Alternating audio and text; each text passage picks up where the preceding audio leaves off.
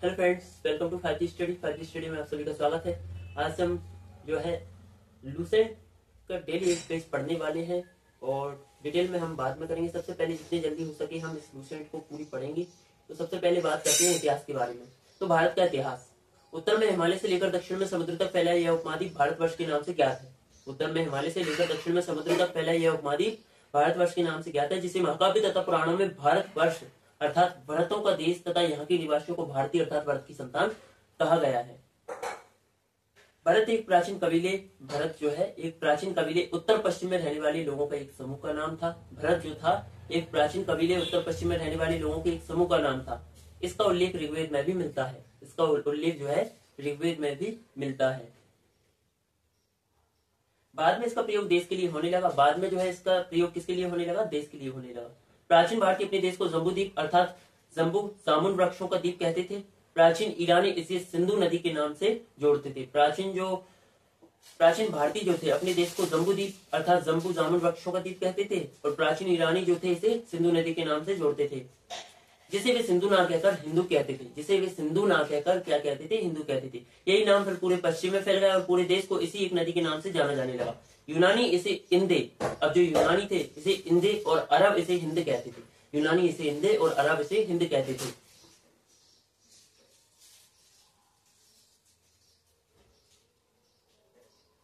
मध्यकाल में इस देश को हिंदुस्तान कहा जाने लगा। यह शब्द भी फारसी शब्द हिंदू से बना है। अब यह शब्द भी जो हिंदुस्तान शब्द है यह शब्द भी फारसी शब्द हिंदू से बना है। यूनानी भाषा के इंदे के आधार पर अंग्रेज इसे इंडिया कहने लगे। अब जो यूनानी भाषा का जो इंदे है, इंदे के आधार पर अंग्रेज इसे इंडिया कहने लगे। विंध्य की पर्वत श्रृंखला जो है देश को उत्तर और दक्षिण दो भागों में बांटती है। उत्तर में इंडो यूरोपियन परिवार की भाषाएं बोलने वालों की और दक्षिण में द्रविड़ परिवार की भाषाएं बोलने वालों का बहुमत है। उत्तर में इंडो यूरोपियन परिवार की भाषाएं बोलने वालों की और दक्षिण में द्रविड़ परिवार की भाषाएं बोलने वालों का बहुमत है। भारत की जनसंख्या का निर्माण जिन प्रमुख नस्लों के लोगों के मिश्रण से हुआ है, अब जो भारत की जनसंख्या है उनका निर्माण जिन प्रमुख नस्लों के लोगों के मिश्रण से हुआ है वे इस प्रकार है: proto Australoid, paleo Mediterranean, Caucasoid, Negroid और Mongoloid. Proto Australoid, paleo Mediterranean, Caucasoid, Negroid और मंगोलाइड। भारतीय इतिहास को अध्ययन की सुविधा के लिए तीन भागों में बांटा गया है: प्राचीन भारत, मध्यकालीन भारत एवं आधुनिक भारत। सबसे पहले इतिहास को तीन भागों में बांटने का श्रेय जर्मन इतिहासकार क्रिस्टोफ सेलेरियस को जाता है। सबसे पहले इतिहास को तीन भागों में बांटने का श्रेय जो है जर्मन इतिहासकार क्रिस्टोफ सेलेरियस को जाता है। ये कब से कब तक थे? 1638 से 1707 ईस्वी तक। फिर बात करते हैं प्राचीन भारत की। तो प्राचीन भारतीय इतिहास के स्रोत। प्राचीन भारतीय इतिहास के विषय में जानकारी जो है मुख्यतः चार स्रोतों से प्राप्त होती है: धर्म ग्रंथ, ऐतिहासिक ग्रंथ, विदेशों का विवरण व पुरातत्व संबंधी साक्ष्य। चार प्रमुख स्रोतों से प्राप्त होती है। उनमें पहला है धर्म ग्रंथ, दूसरा है ऐतिहासिक ग्रंथ, तीसरा है विदेशों का विवरण व चौथा है पुरातत्व संबंधी साक्ष्य। तो सबसे पहले धर्म ग्रंथ एवं ऐतिहासिक ग्रंथ से मिलने वाली महत्वपूर्ण जानकारी। सबसे पहले हम बात करते हैं धर्म ग्रंथ एवं ऐतिहासिक ग्रंथ से मिलने वाली महत्वपूर्ण जानकारी के बारे में। भारत का सर्वप्राचीन धर्म ग्रंथ वेद है। अब जो भारत का सर्वप्राचीन धर्म ग्रंथ क्या है? वेद है, जिसके संकलनकर्ता महर्षि कृष्णद्वैपायन वेदव्यास को माना जाता है। महर्षि कृष्णद्वैपायन वेदव्यास को माना जाता है। वेद वसुधैव कुटुम्बकम का उपदेश देता है। भारतीय परंपरा वेदों को नित्य तथा अपौरुष में मानती है। अपौरुष में यानी कि जो किसी पुरुष के द्वारा नहीं लिखे गए हैं। ठीक है, तो वेद चार है: ऋग्वेद, यजुर्वेद, सामवेद एवं अथर्ववेद। इन चारों वेदों को संहिता कहा जाता है। इन चारों वेदों को क्या कहा जाता है? संहिता। पूछे कि संहिता किसे कहा जाता है? तो जो वेद है हमारे, वेद ऋग्वेद, यजुर्वेद, सामवेद एवं अथर्ववेद, इन चारों वेदों को ही अपन क्या कहते हैं? संहिता कहते हैं। फिर बात करते हैं ऋग्वेद की। तो रचनाओं के क्रमबद्ध ज्ञान के संग्रह को ऋग्वेद कहा जाता है। इसमें 10 मंडल, 128 सूक्त, वाल्कील्य पाठ के 11 सूक्तों सहित एवं 10,462 रचनाएं हैं।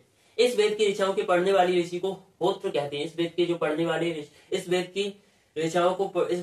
के पढ़ने वाले ऋषियों को क्या कहते हैं? होत्र कहते हैं। होत्र किसे कहा जाता है? तो ऋग्वेद की जो रचनाओं को पढ़ने वाले जो ऋषि होते थे उन्हीं को क्या कहते हैं? होत्र कहते हैं। इस वेद से आर्य की राजनीतिक प्रणाली, इतिहास एवं ईश्वर की महिमा के बारे में जानकारी मिलती है। इस वेद से जो है आर्य की राजनीतिक प्रणाली, इतिहास एवं ईश्वर की महिमा के बारे में जानकारी मिलती है। विश्वामित्र द्वारा रचित ऋग्वेद के तीसरे मंडल में सूर्य देवता सावित्री को समर्पित प्रसिद्ध गायत्री मंत्र है। यानी कि विश्वामित्र द्वारा रचित ऋग्वेद के तीसरे मंडल में सूर्य देवता सावित्री को समर्पित प्रसिद्ध गायत्री मंत्र है। इसके 9वें मंडल में सोम देवता का उल्लेख है। इसके 9वें मंडल में किसका उल्लेख है? सोम देवता का उल्लेख है। इसके 8वें मंडल की हस्तलिखित रचनाओं को खिल कहा जाता है। ऋग्वेद के 8वें मंडल की हस्तलिखित रचनाएं जो है, हाथ से लिखित जो रचनाएं, उनको खिल कहा जाता है। ऋग्वेद का सबसे बड़ा मंडल 10वां मंडल है। इसमें नदी स्तुति सूक्त यानी कि नदियों की प्रशंसा, पुरुष सूक्त यानी कि वैदिक समाजशास्त्र, नास्तीय सूक्त यानी कि ब्रह्मांड के सृजन से संबंधित विभिन्न अनुमान, सूर्य सूक्त विवाह श्लोक, सूर्य सूक्त यानी कि सूर्य सूक्त जो उसमें विवाह श्लोक आदि सम्मिलित है।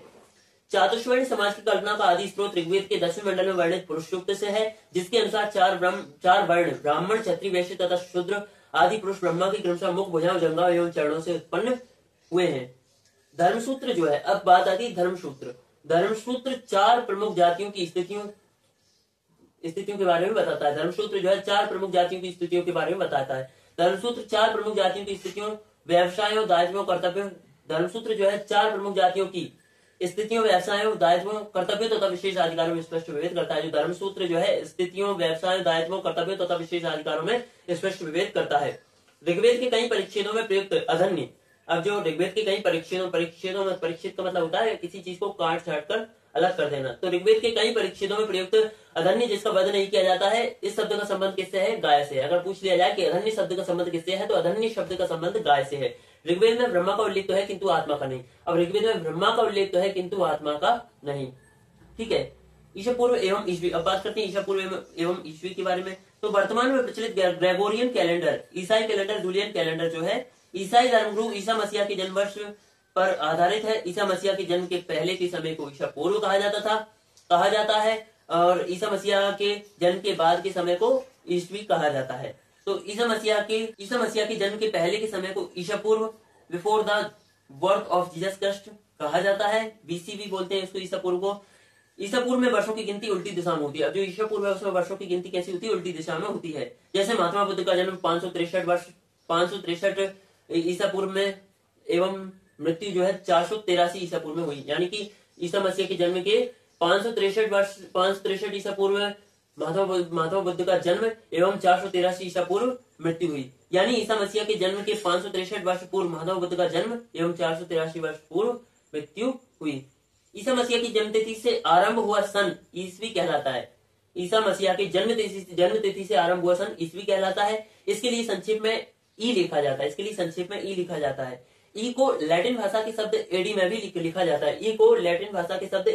लिखा जाता है। एडी यानी कि एनो डोमिनी जिसका शाब्दिक अर्थ है in the year of Lord Jesus Christ. Anno Domini यानी कि in the year of Lord Jesus Christ. Vincent Arthur Smith ने प्राचीन भारत का पहला सुव्यवस्थित इतिहास अर्ली हिस्ट्री ऑफ इंडिया में 1904 में तैयार किया। विंसेंट आर्थर स्मिथ ने प्राचीन भारत का पहला सुव्यवस्थित इतिहास अर्ली हिस्ट्री ऑफ इंडिया 1904 में तैयार किया। इस पुस्तक के 1/3 भाग में केवल सिकंदर का आक्रमण वर्णित है। इसमें भारत को स्वेच्छाचारी शासन वाला देश कहा गया है, जिसे ब्रिटिश शासन की स्थापना से पहले कभी राजनीतिक एकता का अनुभव नहीं हुआ था। उन्होंने लिखा है, वस्तुतः भारतीय इतिहासकारों को सरोकार शासन के एकमात्र स्वरूप तानाशाही से ही है। वामन अवतार के 3 पगों के आख्यान का प्राचीनतम स्रोत कौन सा है? तो ऋग्वेद है। वामन अवतार के 3 पगों के आख्यान का जो प्राचीनतम स्रोत है वो ऋग्वेद है। यानी कि वामन अवतार के 3 पगों के आख्यान के बारे में ऋग्वेद में बताया गया है। वामन अवतार भगवान वामन श्री हरि के पहले ऐसे अवतार थे जो मानव रूप में प्रकट हुए थे। अब जो वामन अवतार भगवान वामन श्री हरि के पहले ऐसे अवतार थे जो मानव रूप में प्रकट हुए थे। उनके पिता कश्यप ऋषि एवं माता अदिति थी। उनके पिता जो थे कश्यप ऋषि थे एवं माता अदिति थी। वे मौनी ब्राह्मण के रूप में जन्मे थे। भागवत पुराण के अनुसार वामन अवतार का उद्देश्य भगवान विष्णु द्वारा इंद्र को पुनः स्वर्गलोक पर अधिकार दिलाना था। भागवत पुराण के अनुसार वामन अवतार का उद्देश्य भगवान विष्णु द्वारा इंद्र को पुनः स्वर्गलोक पर अधिकार दिलाना था। वामन भगवान को दक्षिण भारत में उपेंद्र के नाम से भी जाना जाता है। पूछा जाए कि वामन भगवान को दक्षिण भारत में किसके नाम से जाना जाता है, तो वामन भगवान को दक्षिण भारत में उपेंद्र के नाम से जाना जाता है। प्राचीन इतिहास के साधन के रूप में वैदिक साहित्य में ऋग्वेद के बाद सतपथ ब्राह्मण का स्थान है। प्राचीन इतिहास के साधन के रूप में वैदिक साहित्य में ऋग्वेद के बाद सतपथ ब्राह्मण का स्थान है। अब बात करते हैं यजुर्वेद के बारे में। तो सस्वर पाठ के लिए मंत्रों तथा बलि के समय अनुपालन के लिए नियमों का संकलन यजुर्वेद कहलाता है। इसके पाठकर्ता को अर्धवर्ण्यु कहते हैं। यानी कि जो यजुर्वेद है इसके पाठकर्ता को क्या कहते हैं? अर्धवर्ण्यु कहते हैं। यजुर्वेद में यज्ञों के नियमों एवं विधि विधानों का संकलन मिलता है। अब जो यजुर्वेद है इसमें यज्ञों के नियमों एवं विधि विधानों का क्या संकलन मिलता है। इसमें बलिदान विधि का भी वर्णन है। पूछ लिया जाए कि बलिदान विधि का वर्णन किस वेद में है, तो वो बलिदान विधि का वर्णन यजुर्वेद में है। यह एक ऐसा वेद है जो गद्य एवं पद्य दोनों में है। ये क्वेश्चन आता है कि गद्य एवं पद्य वाला वेद कौन सा है, तो गद्य एवं पद्य दोनों में कौन सा है, तो यजुर्वेद है। उसके बाद सामवेद, शाम का शाब्दिक अर्थ है गान, यानी कि जो शाम है शाम का शाब्दिक अर्थ है गान। इस वेद में मुख्यतः यज्ञों के अवसर पर गाए जाने वाली ऋषाओं मंत्रों का संकलन है। यानी कि जो सामवेद है उसमें यज्ञों के अवसर पर गाए जाने वाली ऋषाओं मंत्रों का संकलन है। इसके पाठकर्ता को उद्रात्र कहते हैं। अब देखो, ऋग्वेद के पाठकर्ता को पुत्र कहते हैं, यजुर्वेद के पाठकर्ता को अर्धवर्यु कहते हैं, और जो सामवेद है उसके पाठकर्ता को उद्रात्र कहते हैं। इसका संकलन ऋग्वेद पर आधारित है। अब जो सामवेद है उसका जो संकलन है वो किस पर आधारित है, ऋग्वेद पर आधारित है। ठीक है, इसका संकलन ऋग्वेद पर आधारित है। इसमें 1810 सूक्त है। अब जो सामवेद है उसमें कितने सूक्त हैं, 1810 सूक्त हैं। ठीक है, 1810, और जो प्राय ऋग्वेद से ही लिए गए हैं। जो किससे लिए गए हैं, ऋग्वेद से ही लिए गए हैं। ठीक है, इसका संकलन ऋग्वेद पर आधारित है। इसमें 1810 सूक्त हैं जो प्राय ऋग्वेद से ही लिए गए हैं। इसे भारतीय संगीत का जनक कहा जाता है। अब जो सामवेद है उसको क्या कहा जाता है, भारतीय संगीत का जनक कहा जाता है। पूछ लिया जाता है कि भारतीय संगीत का जनक किस वेद को कहा जाता है, तो सामवेद को जो है भारतीय संगीत का जनक कहा जाता है। फिर यजुर्वेद तथा सामवेद में किसी भी विशिष्ट ऐतिहासिक घटना का वर्णन नहीं मिलता है। अब जो यजुर्वेद एवं जो सामवेद है उनमें किसी भी विशिष्ट ऐतिहासिक घटना का वर्णन नहीं मिलता है। ऐतिहासिक घटनाएं जो है इनमें जो है कम देखी गई है। विशिष्ट ऐतिहासिक घटना का वर्णन इनमें नहीं मिलता है। अथर्ववेद, तो अथर्व ऋषि द्वारा रचित इस वेद में कुल 731 मंत्र तथा लगभग 6000 पद्य हैं। अथर्व ऋषि द्वारा रचित इस वेद में 731 तो मंत्र हैं और लगभग 6000 जो है इसमें क्या है, पद्य हैं। इसके कुछ मंत्र ऋग्वैदिक मंत्रों से भी प्राचीनतर हैं, यानी कि जो इसके मंत्र हैं वो ऋग्वैदिक मंत्रों से भी प्राचीनतर माने जाते हैं। ठीक है, औषधों का उल्लेख सबसे पहले अथर्ववेद में मिलता है। अब जो औषधि है, औषधों का उल्लेख सबसे पहले किसमें मिलता है, अथर्ववेद में मिलता है। ऐतिहासिक दृष्टि से अथर्ववेद का महत्व इस बात में है कि इसमें सामान्य मनुष्यों के विचारों तथा अंधविश्वासों का विवरण मिलता है। ऐतिहासिक दृष्टि से अथर्ववेद का महत्व इस बात में है कि इसमें सामान्य मनुष्यों के विचारों तथा अंधविश्वासों का विवरण मिलता है। इसके बाद पृथ्वी सूक्त अथर्ववेद का प्रतिनिधि सूक्त माना जाता है। जो पृथ्वी सूक्त है वो अथर्ववेद का प्रतिनिधि सूक्त माना जाता है। इसमें मानव जीवन के सभी पक्षों, गृह निर्माण, कृषि की उन्नति, व्यापारिक मार्गों का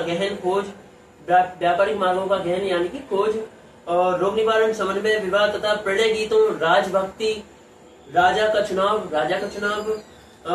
बहुत से वनस्पतियों एवं औषधियों, शाप, वशीकरण, प्रायश्चित, मातृभूमि, महात्म्य आदि का विवरण दिया गया है। कुछ मंत्रों में जादू टोने का भी वर्णन है। जो अथर्ववेद है उसके कुछ मंत्रों में जादू टोने का भी वर्णन है। अथर्ववेद में परीक्षित को कुरुओं का राजा कहा जाता है। अथर्ववेद में परीक्षित को कुरुओं का राजा कहा जाता है तथा कुरु देश की समृद्धि का अच्छा चित्रण मिलता है। इसमें सभा एवं समिति को प्रजापति की 2 पुत्रियां कहा है। इसमें जो सभा एवं समितियां होती है उसमें प्रजापति की उन्हें जो है प्रजापति की 2 पुत्रियां कहा गया है। सभा एवं समिति को प्रजापति की 2 पुत्रियां कहा गया है। वेदों की भी कई शाखाएं हैं। अब जो वेद है उनकी भी कई शाखाएं हैं जो वैदिक अध्ययन और व्याख्या से जुड़े विभिन्न दृष्टिकोणों का प्रतिनिधित्व करती हैं। वेदों की भी कई शाखा हैं जो वैदिक अध्ययन और व्याख्या से जुड़े विभिन्न दृष्टिकोणों का प्रतिनिधित्व करती हैं। शाखा जो है ऋग्वेद से जुड़ी एकमात्र जीवित शाखा है। जो शाखा है वो किससे जुड़ी, ऋग्वेद से जुड़ी एकमात्र जीवित शाखा है।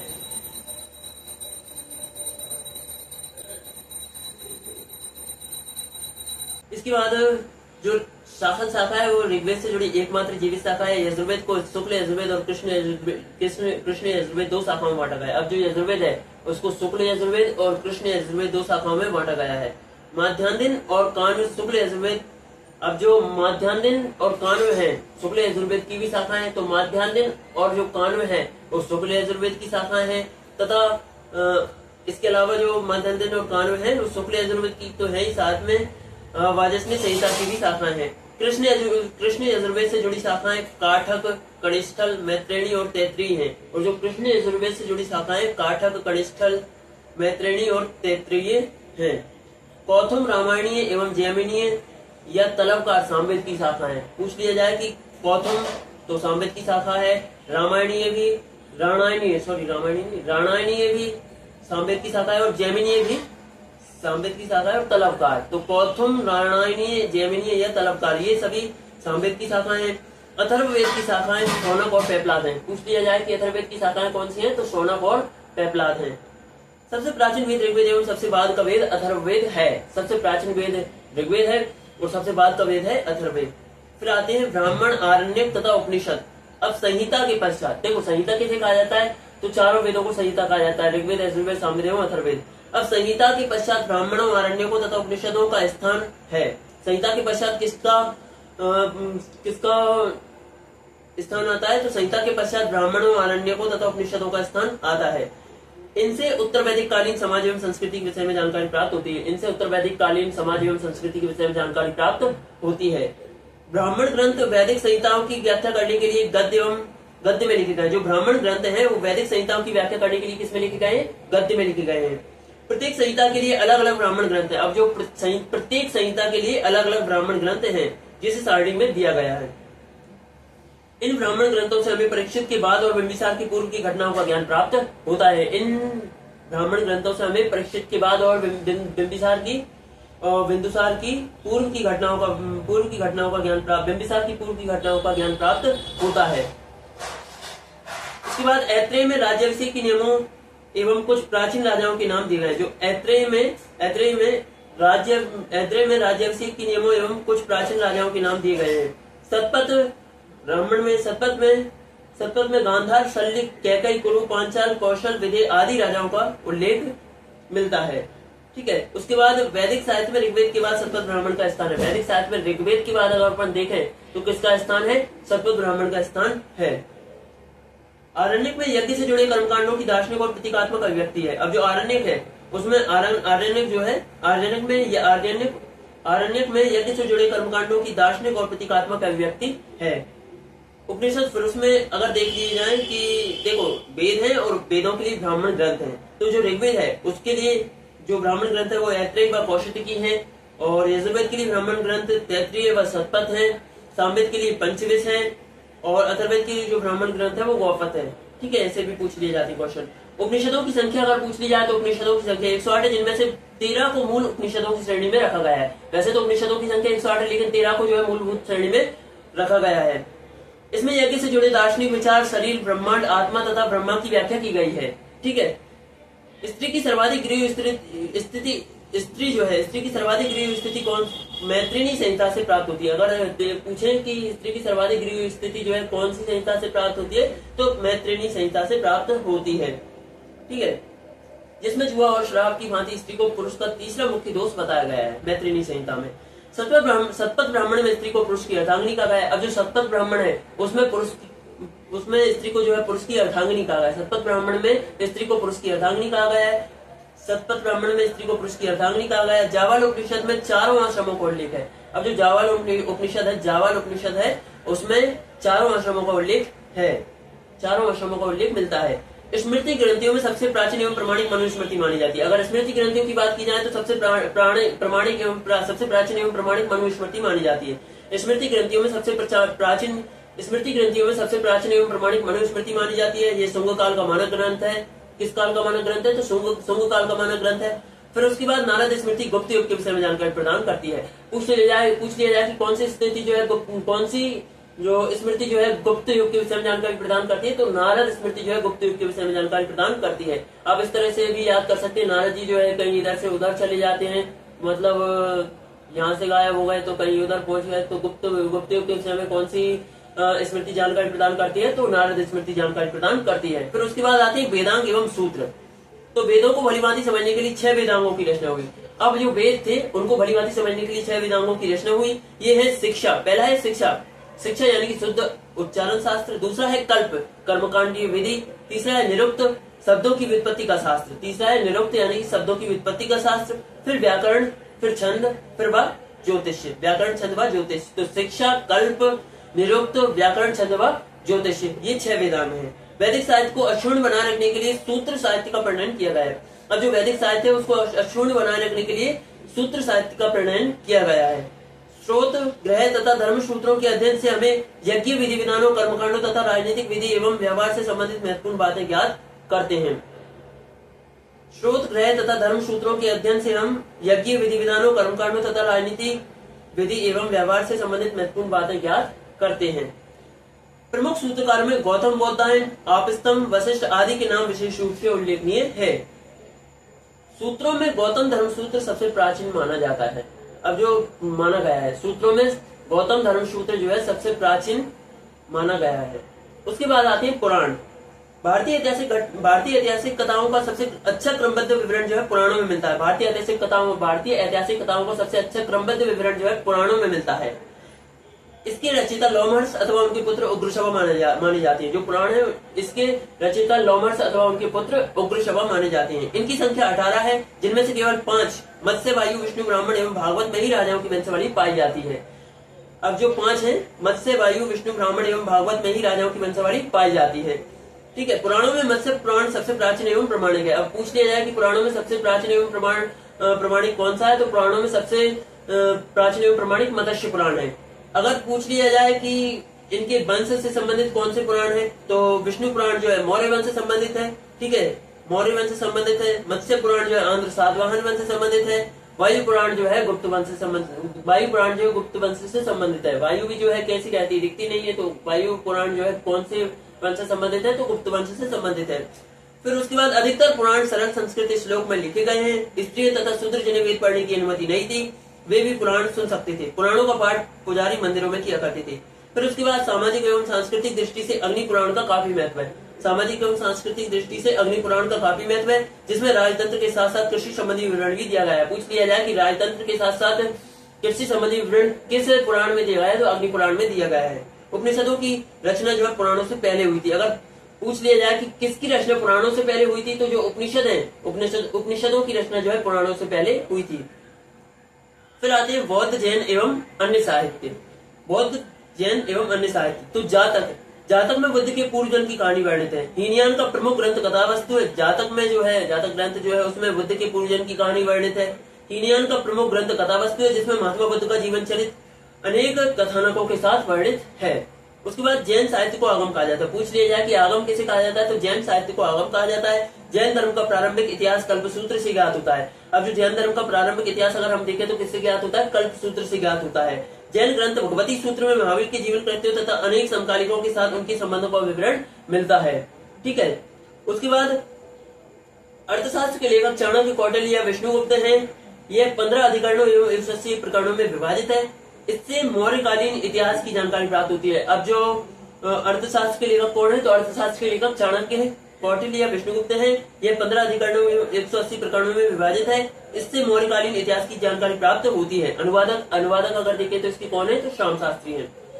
संस्कृत साहित्य में ऐतिहासिक घटनाओं को क्रमबद्ध लिखने का सर्वप्रथम प्रयास कलहण के द्वारा किया गया। संस्कृत साहित्य में जो ऐतिहासिक घटना है उनको क्रमबद्ध लिखने का सर्वप्रथम प्रयास कलहण के द्वारा किया गया। कलहण द्वारा रचित पुस्तक राजतरंगिणी है। कलहण द्वारा रचित पुस्तक कौन सी है, राजतरंगिणी, यानी कि राजाओं की नदी है। इस ग्रंथ में 8 सर्ग हैं, जिन्हें तरंगों की संज्ञा दी गई है। इस ग्रंथ में 8 सर्ग हैं, जिन्हें तरंगों की संज्ञा दी गई है। इसमें प्रारंभ से लेकर 12वीं सदी तक के कश्मीर के शासकों का वर्णन है। इसमें प्रारंभ से लेकर 12वीं सदी के कश्मीर शासकों तक का वर्णन है। अरबों की सिंध विजय का वृतांत चशनामा लेखक अली अहमद में सुरक्षित है। अष्टाध्यायी संस्कृत भाषा व्याकरण की प्रथम पुस्तक के लेखक पाणिनि है। अब जो अष्टाध्यायी है संस्कृत भाषा व्याकरण की प्रथम पुस्तक के लेखक कौन है, तो पाणिनि है। कौन है, तो पाणिनि है। इससे मौर्य के पहले का इतिहास तथा मौर्ययुगीन राजनीतिक अवस्था की जानकारी प्राप्त होती है। अष्टाध्यायी तक हम पढ़ चुके थे। अष्टाध्यायी संस्कृत भाषा व्याकरण की प्रथम पुस्तक के लेखक कौन है, पाणिनि है। इससे मौर्य के पहले का इतिहास तथा मौर्य युगीन राजनीतिक अवस्था की जानकारी प्राप्त होती है। यहाँ तक हमने पढ़ लिया था। अष्टाध्यायी में पहली बार लिपि शब्द का प्रयोग हुआ है। तो अष्टाध्यायी जो पुस्तक है उसमें पहली बार लिपि शब्द का प्रयोग हुआ है। कात्यायन की गारिक संहिता एक ज्योतिष ग्रंथ है, फिर भी इसमें भारत पर होने वाले यवन आक्रमण का उल्लेख मिलता है। कात्यायन की गारिक संहिता एक ज्योतिष ग्रंथ है, फिर इसमें भारत पर होने वाले यवन आक्रमण का उल्लेख मिलता है। पतंजलि पुष्यमित्र शुंगों के पुरोहित थे। इनके महाभाष्य से शुंगों के इतिहास का पता चलता है। जो पतंजलि थे पुष्यमित्र शुंग के पुरोहित थे, इनके महाभाष्य से शुंगों के इतिहास का पता चलता है। फिर उसके बाद विदेशी यात्रियों से मिलने वाली प्रमुख जानकारी। यूनानी रोमन लेखक में सबसे पहले आते हैं टेशियस। सबसे पहले आते हैं टेशियस। तो यह सबसे पहले आता है टेशियस। तो यह ईरान का राजवैद्य था। टेशियस ये ईरान का राजवैद्य था। ये जो टेशियस था वह ईरान का राजवैद्य था। भारत के संबंध में इसका विवरण आश्चर्यजनक कहानियों से परिपूर्ण होने के कारण अविश्वसनीय है। भारत में इसका विवरण आश्चर्यजनक कहानियों से परिपूर्ण होने के कारण अविश्वसनीय है। और उसके बाद हेरोडोटस, इसे इतिहास का पिता कहा जाता है। इसने अपनी पुस्तक हिस्टोरिका में 5वीं शताब्दी ईसा पूर्व के भारत फारस के संबंध का वर्णन किया है, परंतु इसका विवरण भी अनुश्रुतियों एवं अफवाहों पर आधारित है। हेरोडोटस इसे इतिहास का पिता कहा जाता है। इसने अपनी पुस्तक हिस्टोरिका में 5वीं शताब्दी ईसा पूर्व के भारत फारस ईरान के संबंध, भारत फारस यानी कि ईरान के संबंध का वर्णन किया है, परंतु इसका विवरण भी अनुश्रुतियों एवं अफवाहों पर आधारित है। उसके बाद सिकंदर के साथ आने वाले लेखकों में, अब जो सिकंदर था उसके साथ आने वाले लेखकों में निरियाकस, आनेशिक्रेटस तथा अरिस्टोबुलस के विवरण अधिक प्रमाणिक एवं विश्वसनीय हैं। सिकंदर के साथ आने वाले लेखकों में निरियाकस, आनेशिक्रेटस तथा अरिस्टोबुलस के विवरण अधिक प्रमाणिक एवं विश्वसनीय हैं। उसके बाद मेगास्थनीज, यह सेल्यूकस निकेटर का राजदूत था जो चंद्रगुप्त मौर्य की राज दरबार में आया था। इसने अपनी पुस्तक इंडिका में मौर्य युगीन समाज एवं संस्कृति के विषय में लिखा है। इसने अपनी पुस्तक इंडिका में मौर्य युगीन समाज एवं संस्कृति के बारे में लिखा है। उसके बाद डाइमेकस, यह सीरियन नरेश अंतियोकस का राजदूत था जो बिंदुसार की राज दरबार में आया था। इसका विवरण भी मौर्य युग से संबंधित है। उसके बाद डायोनिशियस, यह मिस्र नरेश टॉलेमी फिलाडेल्फस का राजदूत था जो अशोक की राज दरबार में आया था। जो डायोनिशियस था यह मिस्र नरेश टॉलेमी फिलाडेल्फस का राजदूत था जो अशोक की राज दरबार में आया था। उसके बाद टॉलेमी, इसने दूसरी शताब्दी में भारत का भूगोल नामक पुस्तक लिखी। क्वेश्चन आता है कि भारत का भूगोल नामक पुस्तक जो है किसने लिखी, तो भारत का भूगोल नामक पुस्तक जो है टॉलेमी ने लिखी थी। ठीक है, भारत का भूगोल नामक पुस्तक किसने लिखी, तो टॉलेमी। फिर उसके बाद प्लिनी, इसने प्रथम शताब्दी में नेचुरल हिस्ट्री नामक पुस्तक लिखी। पूछा जाता है कि नेचुरल हिस्ट्री नामक पुस्तक किसने लिखी, तो प्लिनी ने। प्लिनी ने प्रथम शताब्दी में नेचुरल हिस्ट्री नामक पुस्तक लिखी। इसमें भारतीय पशुओं, पेड़ पौधों, खनिज पदार्थों आदि के बारे में विवरण मिलता है। तो इसमें किसके बारे में विवरण मिलता है, इसमें भारतीय पशुओं, पेड़ पौधों, खनिज पदार्थों आदि के बारे में विवरण मिलता है। उसके बाद पेरिप्लस ऑफ द एरिथ्रियन सी, इस पुस्तक के लेखक के बारे में जानकारी है नहीं। यह लेखक करीब 80 ईस्वी में हिंद महासागर की यात्रा पर आया था। इसने उस समय के भारत की बंदरगाहों तथा व्यापारिक वस्तुओं के बारे में जानकारी दी है। उसके बाद चीनी लेखक फाहियान, यह चीनी यात्री गुप्त नरेश चंद्रगुप्त द्वितीय के दरबार में आया था। जो फाहियान था यह चीनी यात्री गुप्त नरेश चंद्रगुप्त द्वितीय के राज दरबार में आया था। प्रथम, द्वितीय, तृतीय होते हैं, इसमें से इसको अच्छे से याद रखना कि जो फाहियान था, फाहियान किसके दरबार में आया था, चंद्रगुप्त द्वितीय के दरबार में आया था। गुप्त नरेश चंद्रगुप्त द्वितीय के दरबार में आया था। इसने अपने विवरण में मध्य प्रदेश की समाज एवं संस्कृति के बारे में वर्णन किया है।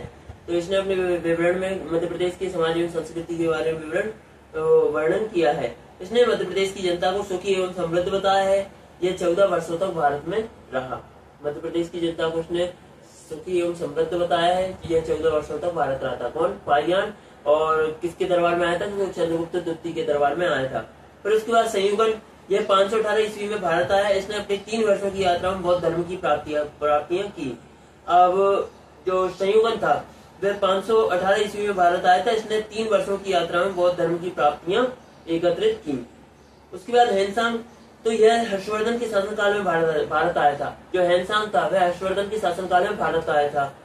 हैंसांग 629 ईस्वी में चीन से भारत के लिए प्रस्थान किया। अब जो हैंसांग था वो 629 ईस्वी में चीन से भारत के लिए प्रस्थान किया और लगभग 1 वर्ष की यात्रा के बाद वह सर्वप्रथम भारतीय राज्य कपिशा पहुंचा।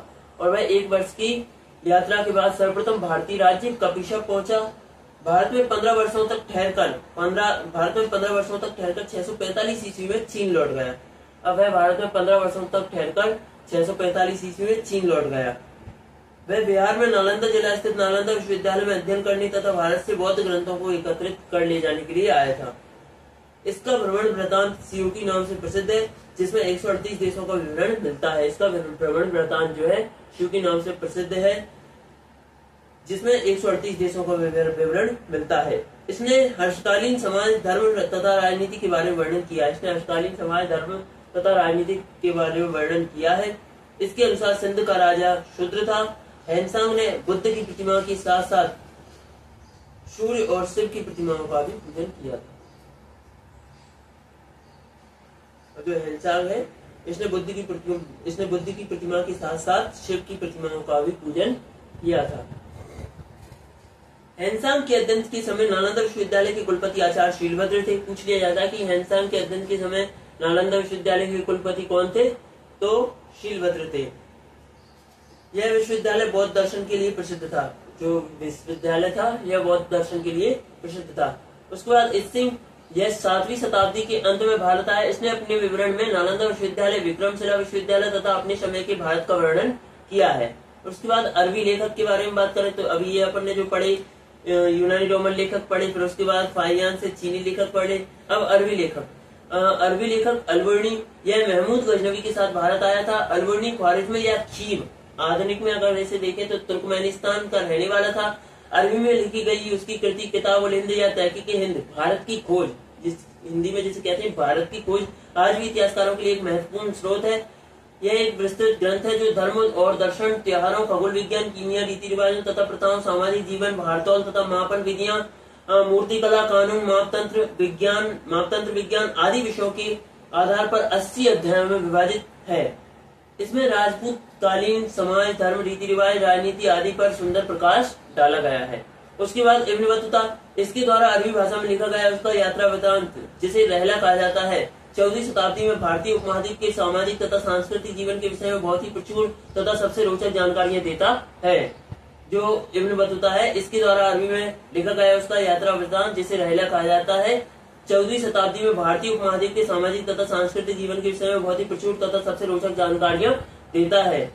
1333 ईस्वी में दिल्ली पहुंचने पर इसकी विद्वता से प्रभावित होकर सुल्तान महमूद बिन तुगलक ने उसे दिल्ली का काजी या न्यायाधीश नियुक्त किया। उसके बाद अन्य लेखक तारानाथ, तो ये जो तारानाथ है यह एक तिब्बती लेखक था। इसने कंग्यूर तथा तंग्यूर नामक ग्रंथ की रचना की। इनसे भारतीय इतिहास के बारे में जानकारी मिलती है।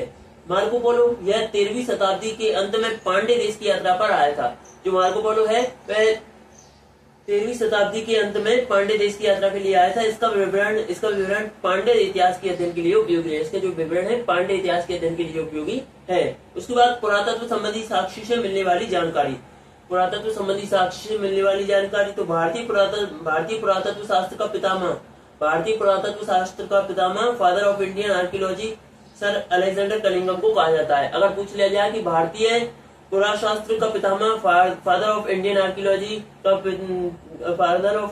किसे कहा जाता है, तो सर अलेक्जेंडर कनिंघम को कहा जाता है। उसके बाद Alexander Rea, A.H. Longhurst, Robert Sewell, James वर्गीस, वॉल्टर इलियट, ये सभी भारत के पुरातात्विक स्थलों के उत्खनन से संबंधित है। ये सभी नाम जो है भारत के पुरातात्विक स्थलों के उत्खनन से संबंधित हैं। इन लोगों ने भट्टीप्रोलु, घंटासलाम, अमरावती आदि स्थलों की खुदाई की। इन लोगों ने जो है भट्टीप्रोलु, घंटासलाम, अमरावती आदि स्थलों की खुदाई की। उसके बाद 1400 ईस्वी पूर्व के अभिलेख बोगासकोई यानी कि एशिया माइनर से वैदिक देवता मित्र, वरुण, इंद्र और नासत्य यानी कि अश्विनी कुमार के नाम मिलते हैं। मध्य भारत में भागवत धर्म यानी कि वैष्णव संप्रदाय विकसित होने का प्रमाण यमन राजदूत हेलिडोरस के वेशनगर विदिशा गढ़ स्तंभ लेख से प्राप्त होता है। हेलिडोरस के वेशनगर विदिशा गढ़ स्तंभ लेख से प्राप्त होता है। सर्वप्रथम भारतवर्ष का जिक्र हाथी गुम्फा अभिलेख में है। सर्वप्रथम अगर भारतवर्ष का जिक्र देखें तो कौन सी अभिलेख में है, तो हाथी गुम्फा अभिलेख में है। उसके बाद सर्वप्रथम दुर्भिक्ष का जानकारी देने वाला अभिलेख सैगोरा अभिलेख है। इस अभिलेख में संकट काल में उपयोग हेतु खाद्यान्न सुरक्षित रखने का भी उल्लेख है। उसके बाद सर्वप्रथम भारत पर होने वाले पूर्ण आक्रमण की जानकारी भीतरी स्तंभ लेख से प्राप्त होती है। पूर्ण आक्रमण की जानकारी भीतरी स्तंभ लेख से प्राप्त होती है। उसके बाद सती प्रथा का पहला लिखित साक्ष्य एरन अभिलेख शासक जिसका भानुगुप्त है उससे प्राप्त होती है। सती प्रथा का पहला लिखित साक्ष्य एरन अभिलेख से प्राप्त होता है। सती प्रथा का पहला लिखित साक्ष्य एरन अभिलेख शासक भानुगुप्त से प्राप्त होता है। सातवाहन राजाओं का पूरा इतिहास उनके अभिलेखों के आधार पर लिखा गया है। जो सातवाहन राजा थे उनका पूरा इतिहास किसके आधार पर लिखा गया है, तो अभिलेखों के आधार पर लिखा गया है। रेशम बुनकर की श्रेणियों की जानकारी मंदसौर अभिलेख से प्राप्त होती है। अब जो रेशम बुनकर होते हैं उनसे संबंधित जानकारी रेशम बुनकर की श्रेणियों की जानकारी जो है मंदसौर अभिलेख से प्राप्त होती है। कश्मीरी पुरास्थल बुर्जहोम से गर्तावास यानी कि गड्ढाघर का साक्ष्य मिला है। कश्मीरी नौपाषाणिक पुरास्थल बुर्जहोम से गर्तावास गड्ढाघर का साक्ष्य मिला है। इनमें उतरने के लिए सीढ़ियां होती थी। यहाँ मनुष्य के साथ उसके पालतू कुत्ते को भी दफनाने की प्रथा प्रचलित थी। यह मनुष्य के साथ उसके पालतू कुत्ते को भी दफनाने की प्रथा प्रचलित थी। पुरा स्थल, अब पुरा स्थल किसे कहा जाता है? तो पुरा स्थल उस स्थान को कहते हैं जहाँ औजार, बर्तन और इमारतों जैसी वस्तुओं के अवशेष मिलते हैं। पूछ लिया जाए कि पुरा स्थल किसे कहा जाता है, तो पुरा स्थल उस स्थान को कहते हैं जहाँ औजार, बर्तन और इमारतों जैसी वस्तुओं के अवशेष मिलते हैं। इसके बाद प्राचीन सिक्कों को आज सिक्के कहा जाता है। इसी को साहित्य में कासार्पण कहा गया है। साहित्य में कासार्पण किसे कहा गया है? तो जो प्राचीन सिक्के हैं उन्हीं को अपन आज सिक्के कहते हैं और इसी को साहित्य में क्या कहा जाता है? कासार्पण कहा जाता है। सर्वप्रथम सिक्कों पर लेख लिखने का कार्य यवन शासकों ने किया। अगर पूछ लिया जाए कि सर्वप्रथम सिक्कों पर लेख लिखने का कार्य किसने स्टार्ट किया या किसने शुरू किया, तो सर्वप्रथम सिक्कों पर लेख लिखने का कार्य जो है यवन शासकों ने किया। यवन यानी कि यूनानी शासकों ने किया। महत्वपूर्ण अभिलेखों की बात करें तो अभिलेख और शासक, तो हाथीगुम्फा अभिलेख ये एक तिथि रहित अभिलेख है। इसके जो शासक हैं कलिंगराज खारवेल हैं। ठीक है। जूनागढ़ गिरनार अभिलेख, जूनागढ़ यानी कि गिरनार में जूनागढ़ गिरनार अभिलेख, जूनागढ़ अभिलेख जो गिरनार में है, जूनागढ़ गिरनार अभिलेख जो इसके शासक जो है रुद्रदामन है। नासिक अभिलेख गौतमी, इसके शासक गौतमी वलश्री है। प्रयाग स्तंभ लेख, इसके शासक समुद्रगुप्त है। उसके बाद ऐहोल अभिलेख के जो है शासक जो है पुलकेशन द्वितीय है। मंदसौर अभिलेख के शासक जो है मालवा नरेश यशोवर्मन है। ग्वालियर अभिलेख के शासक जो है प्रतिहार नरेश भोज है। भीतरी एवं जूनागढ़ अभिलेख के शासक जो है स्कंदगुप्त है। देवपाड़ा अभिलेख के शासक जो है बंगाल शासक विजय सेन है। ठीक है। इसके बाद हम पढ़ेंगे नेक्स्ट क्लास में। वीडियो अच्छा लगा तो वीडियो को लाइक करके चैनल को सब्सक्राइब जरूर कर लेना। मिलेंगे हमारे नेक्स्ट वीडियो में, तब तक के लिए जय हिंद, जय भारत, जय श्री राम।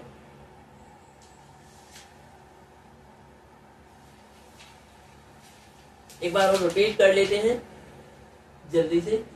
देखो, अष्टाध्यायी में पहली बार लिपि शब्द का प्रयोग हुआ है। कात्यायन की गाड़ी सहित एक ज्योतिष ग्रंथ है। फिर भी इसमें भारत पर होने वाली यवन आक्रमणों का उल्लेख मिलता है। पतंजलि पुष्यमित्र शुंगी के पुरोहित थे। इनके महावासी शुंगों के इतिहास का पता चलता है। विदेशी यात्रियों से मिलने वाली महत्वपूर्ण जानकारी या प्रमुख जानकारी। यूनानी रोमन लेखक टेशियस, यह ईरान का टेशियस जो था यह ईरान का राजवैद्य था। भारत के संबंध में इसका विवरण आश्चर्यजनक कहानियों से परिपूर्ण होने के कारण अविश्वसनीय है। हेरोडोटस इसे इतिहास का पिता कहा जाता है। इसने अपनी पुस्तक हिस्टोरिका में 5वीं शताब्दी ईसा पूर्व के भारत, फारस, ईरान के संबंध का वर्णन किया है, परंतु इसका विवरण भी अनुसूची एवं अभाव पर आधारित है।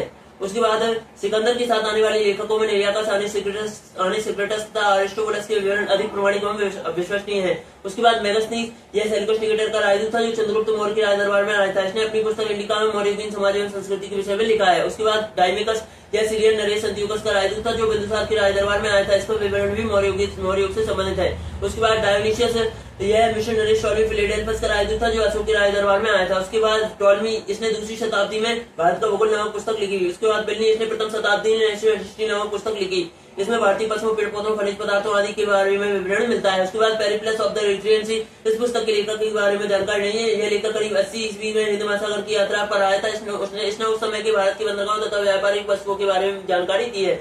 उसके बाद चीनी लेखक फाहियान, यह चीनी यात्री गुप्त नरेश चंद्रगुप्त द्वितीय के दरबार में आया था। इसने अपने विवरण में मध्य प्रदेश के समाज एवं संस्कृति के बारे में वर्णन किया है। इसने मध्य प्रदेश की जनता को सुखी एवं समृद्ध बताया है। यह 14 वर्षों तक भारत में रहा। उसके बाद संयुगल, यह 518 ईस्वी में भारत आया। इसने अपने 3 वर्षों की यात्रा में बौद्ध धर्म की प्राप्तियां एकत्रित की। उसके बाद हेनसांग, यह हर्षवर्धन के शासनकाल में भारत आया। हेनसांग 629 ईस्वी में चीन से भारत के लिए प्रस्थान किया और लगभग 1 वर्ष की यात्रा के बाद सर्वप्रथम वह भारतीय राज्य कपिसा पहुंचा। भारत में 15 वर्षों तक ठहरकर 645 ईस्वी में चीन लौट गया। वह बिहार में नालंदा जिला स्थित नालंदा विश्वविद्यालय में अध्ययन करने तथा वहां से बौद्ध धर्म को एकत्रित कर ले जाने के लिए आया था। इसका विवरण वृत्तांत के नाम से प्रसिद्ध है, जिसमें 138 देशों का विवरण मिलता है। इसने असकालीन समाज, धर्म तथा राजनीति के बारे में वर्णन किया। इसके अनुसार सिंध का राजा शूद्र था। इंसान ने बुद्ध की प्रतिमा के साथ साथ सूर्य एवं शिव की प्रतिमाओं की भी पूजन की। उसके बाद हेनसांग के अध्ययन के समय नालंदा विश्वविद्यालय के कुलपति आचार्य शीलभद्र थे। यह विश्वविद्यालय बौद्ध दर्शन के लिए प्रसिद्ध था।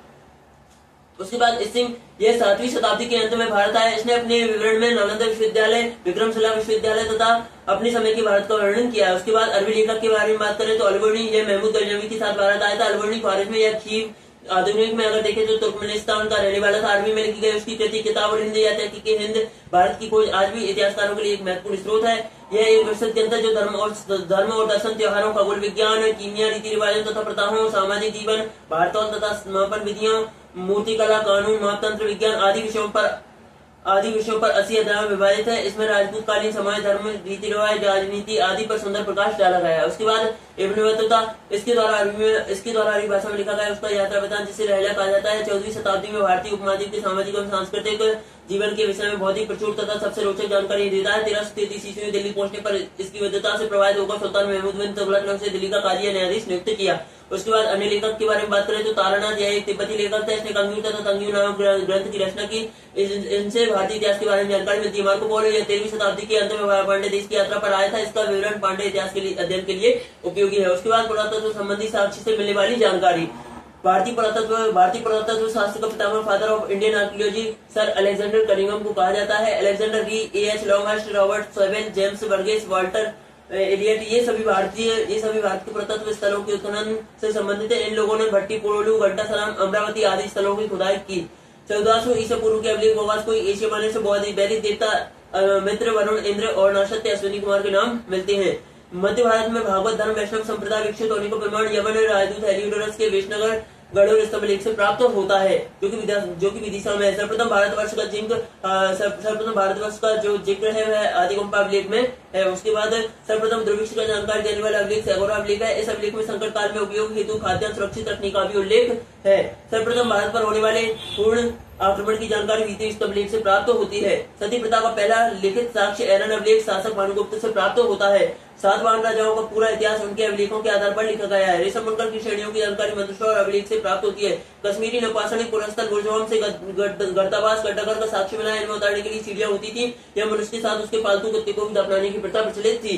पूरा स्थल उस स्थान को कहते हैं जहाँ औजार, बर्तन और इमारतों जैसी वस्तुओं के अवशेष मिलते हैं। उसके बाद प्राचीन सिक्कों को आज सिक्के कहा जाता है। इसी को साथ में काशार्पण कहा गया है। सर्वप्रथम सिक्कों पर लेख लिखने का कार्य यवन शासकों ने किया, यानी कि यूनानी शासकों ने किया। महत्वपूर्ण अभिलेख और शासक के बारे में बात करें तो हाथीगुम्फा अभिलेख कलिंगराज खारवेल इसके शासक थे। जूनागढ़ अभिलेख जो है इसके शासक रुद्रदामन थे। नासिक अभिलेख गौतमी वंशी, प्रयाग स्तंभलेख समुद्रगुप्त, एउल अभिलेख पुलकेशन द्वितीय, मंदसौर अभिलेख मालवा नरेश यशोवर्मन, ग्वालियर अभिलेख प्रतिहार नरेश भोज, भीतरी एवं जूनागढ़ अभिलेख स्कंदगुप्त, देवपाड़ा अभिलेख बंगाल शासक विजय सेन। इसके बाद अभिलेखों का अध्ययन, अगर पूछ लिया जाए कि अभिलेखों का अध्ययन क्या कहलाता है तो अभिलेखों का अध्ययन इपिग्राफी कहलाता है। पूछ लिया जाए कि अभिलेखों का अध्ययन क्या कहलाता है तो अभिलेखों का अध्ययन जो है इपिग्राफी कहलाता है। उसके बाद समुद्रगुप्त की वीणा बजाती हुई मुद्रा वाले सिक्कों से उसके संगीत प्रेमी होने का प्रमाण मिलता है। जो समुद्रगुप्त था उसकी वीणा बजाती हुई मुद्रा वाले सिक्कों से उसके संगीत प्रेमी होने का प्रमाण मिलता है। अरिकमेडु से रोमन सिक्के प्राप्त हुए। अरिकमेडु जो है पुदुचेरी के निकट है, वहां से क्या है रोमन सिक्के प्राप्त हुए हैं। उसके बाद सबसे पहले भारत के संबंध हम देखें तो बर्मा स्वर्ण भूमि वर्तमान में म्यांमार, स्वर्ण भूमि जिसे कहा जाता है वर्तमान में म्यांमार, मलाया स्वर्णद्वीप, कंबोडिया कंबोज और जावा यवद्वीप से स्थापित हुए। उसके बाद प्राग ऐतिहासिक काल इसके बारे में हम देखते हैं। इतिहास का विभाजन प्राग ऐतिहासिक या प्राग इतिहास यानी कि प्री हिस्ट्री, आद्य इतिहास यानी कि प्रोटो हिस्ट्री व इतिहास यानी कि हिस्ट्री 3 भागों में किया गया है। जिस काल में मनुष्य ने घटनाओं को कोई लिखित विवरण उद्धृत नहीं किया है उसे प्राग ऐतिहासिक काल कहते हैं। जिस काल में मनुष्य ने घटनाओं का लिखित विवरण उपलब्ध नहीं किया है, ठीक है, उद्धृत नहीं किया है, जिस काल में मनुष्य ने घटनाओं का कोई लिखित विवरण उद्धृत नहीं किया है उसे प्राग ऐतिहासिक काल कहा जाता है या प्राग ऐतिहासिक काल कहते हैं। आदि ऐतिहासिक काल उस काल को कहते हैं जिस काल में लेखन कला के प्रचलन के बाद उपलब्ध लेख पढ़े नहीं जा सके। अब आदि ऐतिहासिक काल उस काल को कहा जाता है जिसमें लेखन कला के प्रचलन के बाद उपलब्ध लेख जो है पढ़े नहीं जा सके। उसके बाद मानव विकास के उस काल को इतिहास कहा जाता है जिसका विवरण लिखित रूप में उपलब्ध है। मानव विकास के उस काल को इतिहास कहा जाता है जिसका विवरण लिखित रूप में उपलब्ध है। उसके बाद ज्ञानी मानव होमोसेपियंस यानी कि आदि मानव, ज्ञानी मानव होमोसेपियंस का प्रवेश इस धरती पर आज से लगभग 30 या 40 हजार वर्ष पूर्व हुआ। ठीक है। उसके बाद नाम एवं तिथियां काल की तो पुरापाषाण काल, मध्य पाषाण काल और नवपाषाण काल। पुरापाषाण काल के बारे में बात करें तो यह 20 लाख वर्ष पहले से 12 हजार वर्ष पहले की काल को कहा जाता है। यह 20 लाख वर्ष पहले से 12 हजार वर्ष पहले के काल को कहा जाता है। इस काल को 3 भागों में विभाजित किया गया है। इस काल को कितने 3 भागों में विभाजित किया गया है। आरंभिक, मध्य एवं उत्तर पुरापाषाण काल। मानव इतिहास की लगभग 99% कहानी इसी काल के दौरान हुई। मानव विकास की लगभग 99% कहानी जो है, मानव इतिहास की लगभग 99% कहानी जो है इसी काल के दौरान हुई। उसके बाद मध्यपाषाण काल, जिस काल में पर्यावरणीय बदलाव मिलते हैं उसे मध्यपाषाण काल कहते हैं। इसका काल लगभग 12,000 वर्ष पहले से लेकर 10,000 वर्ष पहले तक माना जाता है। इस काल के पाषाण औजार आमतौर पर बहुत छोटे होते थे। इन्हें माइक्रोलिथ यानी लघु पाषाण कहा जाता था। इन्हें माइक्रोलिथ यानी कि लघु पाषाण कहा जाता है। प्राय इन औजारों में हड्डियां या लकड़ियों की मुट्ठी लगी हंसिया और आरी जैसे औजार मिलते हैं। ठीक है। उसके बाद नवपाषाण काल, इसकी शुरुआत लगभग 10,000 वर्ष पहले से होती है। फिर उसके बाद बात करें तो पूर्व पाषाण युग या पुरापाषाण काल के मानव की जीविका का मुख्य आधार क्या था? शिकार था। तो पूर्व पाषाण युग या पुरापाषाण काल की मानव की जीविका का मुख्य आधार क्या था? शिकार था। शिकार पुरापाषाण काल में आदि मानव के मनोरंजन के भी साधन थे। शिकार जो थे पुरापाषाण काल में आदि मानव के मनोरंजन के भी साधन थे। ठीक है। उसके बाद आग का आविष्कार पुरापाषाण में व पहिए का आविष्कार नवपाषाण काल में हुआ। पूछ लिया जाए कि आग का आविष्कार किस काल में हुआ, तो पुरापाषाण काल में हुआ। और पहिए का आविष्कार और कृषि का आविष्कार किस काल में हुआ, तो नवपाषाण काल में। इस तरीके से भी याद कर सकते हैं कि आग जो है बहुत पुरानी है, मतलब बहुत पहले से चली आ रही है, तो वो पुरापाषाण काल हुई। पहिए वगैरह जो है कृषि, ये बाद में की गई है, तो इनको हम क्या कह सकते हैं? नवपाषाण काल। इस तरीके से भी कह सकते हैं। ठीक है। तो आग का आविष्कार पुरापाषाण काल में हुआ, पहिए का आविष्कार नवपाषाण काल में हुआ। पुरापाषाणिक पुरास्थल कुरनूल गुफा में राख के अवशेष मिले हैं। मनुष्य में स्थायी निवास की प्रवृत्ति नवपाषाण काल में हुई तथा उसने सबसे पहले कुत्ते को पालतू बनाया। मनुष्य में जो स्थायी निवास की प्रवृत्ति जो है नवपाषाण काल में प्रारंभ हुई तथा उसने सबसे पहले कुत्ते को पालतू बनाया। उसके बाद मनुष्य ने सर्वप्रथम ताम्र धातु का प्रयोग किया तथा उसके द्वारा बनाए जाने वाला प्रथम औजार कुल्हाड़ी था। मनुष्य ने सर्वप्रथम ताम्र धातु का प्रयोग किया तथा उसके द्वारा बनाए जाने वाला प्रथम औजार क्या था? कुल्हाड़ी था। और प्राप्ति स्थल जो है क्या था? अतिरम्पक्कम, यानी कि जो कुल्हाड़ी जो प्राप्ति स्थल देखें तो वो कहाँ मिला था? तो अतिरम्पक्कम में मिला था। उसके बाद कृषि का आविष्कार लगभग 8,000 वर्ष पूर्व नवपाषाण काल में हुआ था। कृषि का आविष्कार भी लगभग 8,000 वर्ष पूर्व नवपाषाण काल में हुआ था। उसके बाद कृषि का आविष्कार लगभग 8,000 वर्ष पूर्व नवपाषाण काल में हुआ। उसके बाद प्रागैतिहासिक अन्य उत्पादक स्थल मेहरगढ़ पश्चिमी बलूचिस्तान में बोला नदी के किनारे अवस्थित है। कृषि के लिए अपनाई गई सबसे पहली और सबसे प्राचीन फसल गेहूं थी। ठीक है। कृषि के लिए अपनाई गई सबसे पहली और प्राचीन फसल कौन सी थी? तो गेहूं थी। और साथ में गेहूं थी एवं जौ भी थी। ठीक है। कृषि के लिए अपनाई गई सबसे प्राचीन फसल गेहूं एवं जौ थी।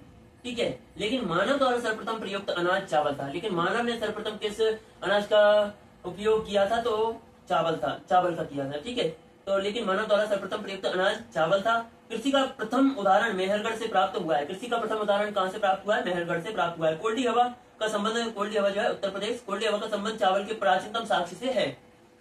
मेहरगढ़ में एक कब्र में मृतक के साथ एक बकरी को भी दफनाया गया है। मेहरगढ़ जो है उसमें एक कब्र में मृतक के साथ एक बकरी को भी दफनाया गया है।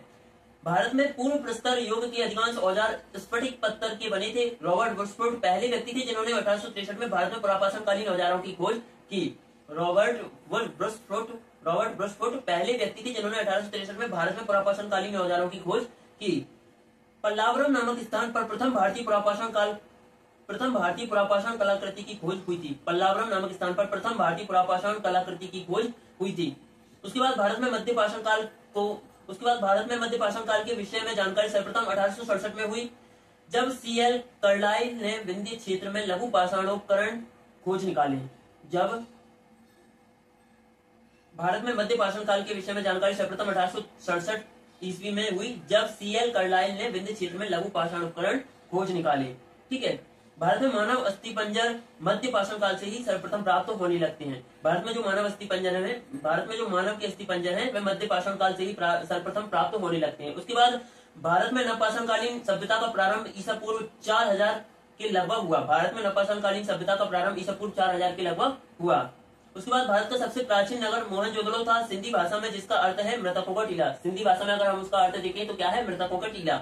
उसके बाद असम का श्वेतभ्रू गिब्बन भारत में पाए जाने वाला एकमात्र मानव कपि है। असम का श्वेतभ्रू गिब्बन भारत में पाए जाने वाला एकमात्र मानव कपि है।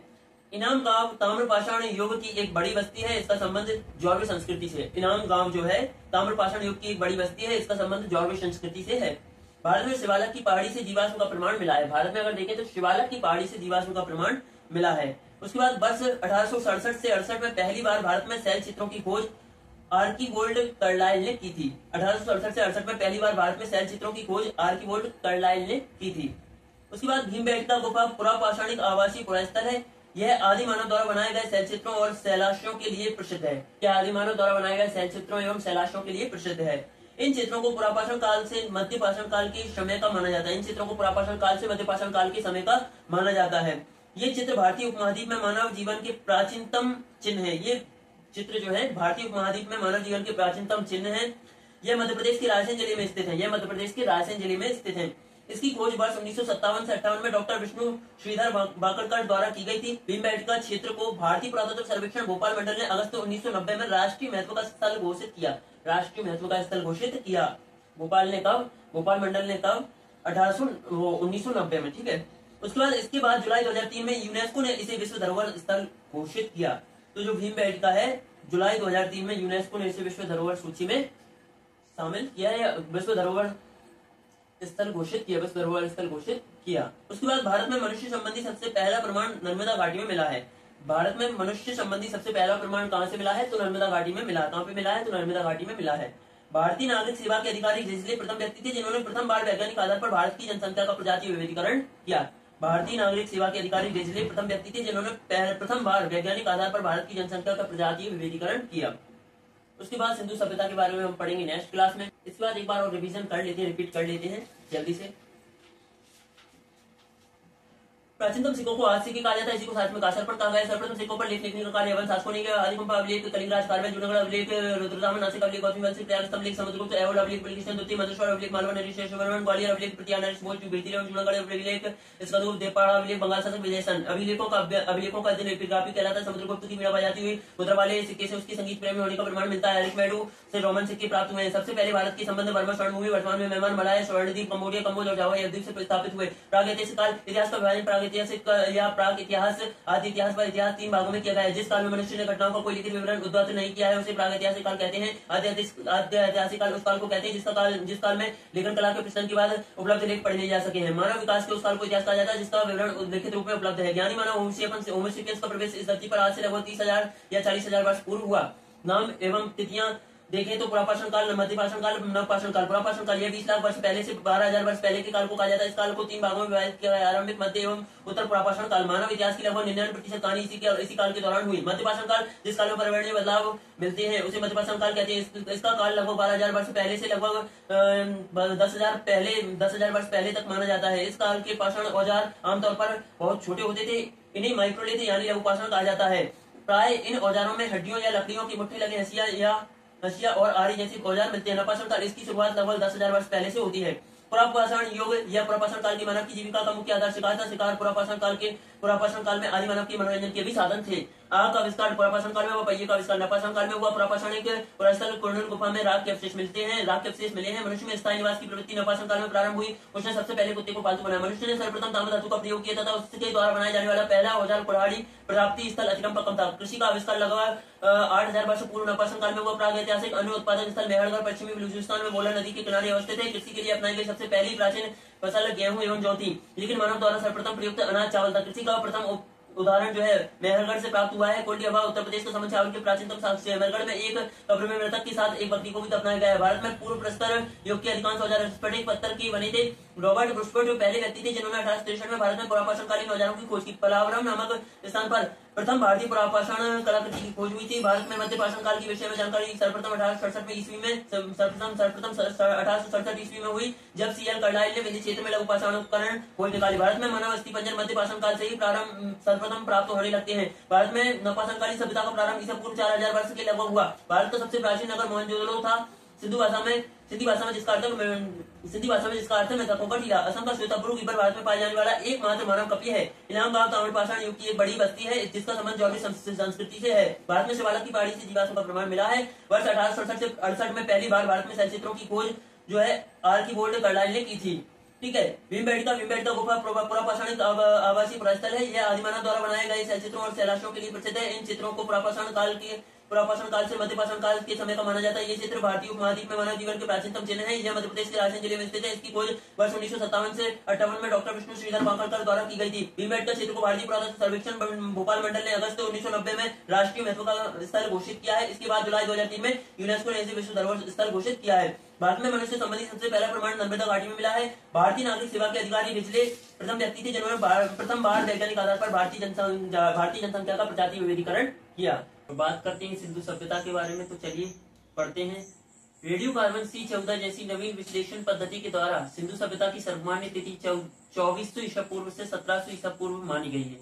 जो सिंधु सभ्यता की सर्वमान्य तिथि है वो 2400 ईसा पूर्व से 1700 ईसा पूर्व मानी गई है। इसका विस्तार कैसा है? त्रिभुजाकार है। तिथि निर्धारण की कार्बन C14 की खोज अमेरिका के प्रसिद्ध रसायन शास्त्री V.F. लेवी द्वारा 1946 में की गई थी। ठीक है, इस पद्धति में जिस पदार्थ में कार्बन 14 की मात्रा जितनी कम रहती है वह उतनी ही प्राचीन मानी जाती है। यानी कि कार्बन 14 की मात्रा जो है जितनी कम होगी वह जो है वह उतनी ही प्राचीन मानी जाती है। ठीक है, तो कार्बन 14 की मात्रा जितनी कम रहती है वह उतनी ही प्राचीन मानी जाती है। सिंधु सभ्यता की खोज 1921 में राय बहादुर दयाराम साहनी ने की थी। अगर पूछ लिया जाए कि सिंधु सभ्यता की खोज किसने की थी, तो राय बहादुर दयाराम साहनी ने 1921 में की थी। ठीक है, सिंधु सभ्यता को आद्य ऐतिहासिक, प्रोटो हिस्टोरिक अथवा कांस्य यानी कि ब्रॉन्ज युग में रखा जा सकता है। इस सभ्यता के मुख्य निवासी द्रविड़ एवं भूमध्य सागरीय थे। इस सभ्यता के जो मुख्य निवासी थे वे द्रविड़ एवं भूमध्य सागरीय थे। सर जॉन मार्शल भारतीय पुरातत्व सर्वेक्षण विभाग के तत्कालीन महानिदेशक सर जॉन मार्शल ने 1924 ईस्वी में सिंधु घाटी सभ्यता नामक एक उन्नत नगरीय सभ्यता पाए जाने की विधिवत घोषणा की। ठीक है, सर जॉन मार्शल ने 1924 ईस्वी में सिंधु घाटी सभ्यता नामक एक उन्नत नगरीय सभ्यता पाए जाने की विधिवत घोषणा की। सिंधु सभ्यता की सर्वाधिक पश्चिमी पुरास्थल दासक नदी के किनारे स्थित सुत्तांगडोर जो कि बलूचिस्तान में है। पूर्वी पुरास्थल हिंडन नदी के किनारे आलमगीरपुर जिला मेरठ उत्तर प्रदेश में है। ठीक है, उत्तरी पुरास्थल चिनाब नदी के तट पर अखनूर के निकट माधा जो कि जम्मू कश्मीर में है। वह दक्षिणी पुरास्थल गोदावरी नदी के तट पर दाइमाबाद जिला अहमदनगर महाराष्ट्र में है। सिंधु सभ्यता या सैंधव सभ्यता नगरीय सभ्यता थी। पूछ लिया जाए कि सिंधु सभ्यता कैसी सभ्यता थी, तो यह नगरीय सभ्यता थी। सैंधव सभ्यता से प्राप्त परिपक्व अवस्था वाले स्थलों में केवल 6 को ही बड़े नगर की संख्या दी गई है। जो सैंधव सभ्यता से प्राप्त परिपक्व अवस्था वाले स्थलों में केवल 6 को ही बड़े नगरों की संख्या दी गई है।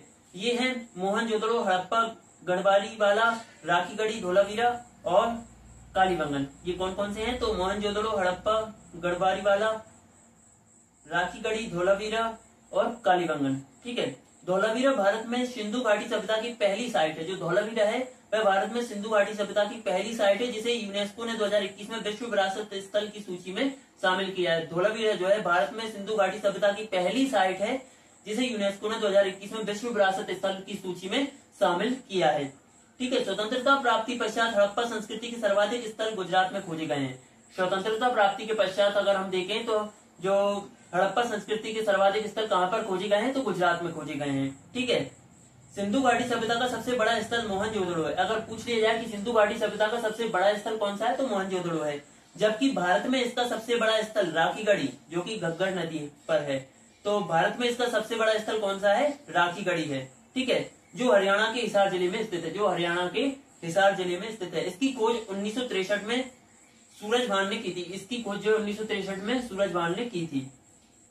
उसके बाद लोथल एवं सुतकोदा सिंधु सभ्यता की बंदरगाह है। पूछ लिया जाता है कि सिंधु सभ्यता की बंदरगाह कौन कौन से हैं, तो अगर देखें तो लोथल भी सिंधु सभ्यता का बंदरगाह है और जो सुतकोदा है वो भी सिंधु सभ्यता का बंदरगाह है। फिर उसके बाद जुते हुए खेत और नक्काशीदार ईंटों के प्रयोग का साक्ष्य कालीबंगन से प्राप्त हुआ है। अगर पूछ लिया जाए कि जुते हुए खेत और नक्काशीदार ईंटों के प्रयोग का साक्ष्य कहाँ से प्राप्त हुआ है, तो कालीबंगन से प्राप्त हुआ है। उसके बाद मोहनजोदड़ो से प्राप्त स्नानागार संभवतः सैंधव सभ्यता की सबसे बड़ी इमारत है। मोहनजोदड़ो से प्राप्त स्नानागार संभवतः सैंधव सभ्यता की सबसे बड़ी इमारत है, जिसके मध्य स्थित स्नानकुंड 11.88 मीटर लंबा, 7.01 मीटर चौड़ा एवं 2.43 मीटर गहरा है। इस स्नानकुंड में दो तरफ से उतरने के लिए सीढ़ियां बनाई गई थी और चारों ओर कमरे बनाए गए थे। इसमें भरने के लिए पानी कुएं से निकाला जाता था। उपयोग के बाद इसे खाली कर दिया जाता था। शायद यहाँ विशिष्ट नागरिक विशेष अवसरों पर स्नान किया करते थे। ठीक है, अग्निकुंड, यज्ञ वेदी लोथल एवं कालीबंगन से प्राप्त हुए। अगर पूछ लिया जाए कि जो अग्निकुंड है, यज्ञ वेदी है, तो वे कहां से प्राप्त हुए, तो लोथल एवं कालीबंगन से प्राप्त हुए हैं। मोहनजोदड़ो से प्राप्त एक सील पर 3 मुख वाले देवता पशुपतिनाथ की मूर्ति मिली है। उनके चारों ओर हाथी, गैंडा, चीता एवं भैंसा विराजमान है। ठीक है, तो पशुपतिनाथ की मूर्ति जो है, उनके चारों ओर हाथी, गैंडा, चीता एवं भैंसा विराजमान है। मोहनजोदड़ो से नर्तकी की एक कांस्य मूर्ति मिली है। मोहनजोदड़ो जो है, वहां से नर्तकी की एक कांस्य मूर्ति मिली है। हड़प्पा की मोहरों पर सबसे अधिक एक श्रृंगी पशु का अंकन मिलता है। यहाँ से प्राप्त एक आयताकार मोहर में स्त्री के गर्भ से निकलता पौधा दिखाया गया है। ठीक है, यहाँ से प्राप्त एक आयताकार मोहर में स्त्री के गर्भ से निकलता पौधा दिखाया गया है। मनकी बनाने के कारखाने जो है लोथल एवं चंदोड़ में मिले हैं। सिंधु सभ्यता की लिपि भाव चित्रात्मक है। यह लिपि दाएं से बाईं ओर लिखी जाती है। जो सिंधु सभ्यता की लिपि है, दाएं से बाईं ओर लिखी जाती है। जब अभिलेख एक से अधिक पंक्तियों का होता था तो पहली पंक्ति दाएं से बाएं और दूसरी पंक्ति जो है बाएं से दाएं लिखी जाती थी। ठीक है, लेखन कला की उचित प्रणाली विकसित करने वाली पहली सभ्यता सुमेरिया की सभ्यता थी। लेखन कला की उचित प्रणाली विकसित करने वाली पहली सभ्यता सुमेरिया की सभ्यता थी। ठीक है, सुमेरिया की सभ्यता थी।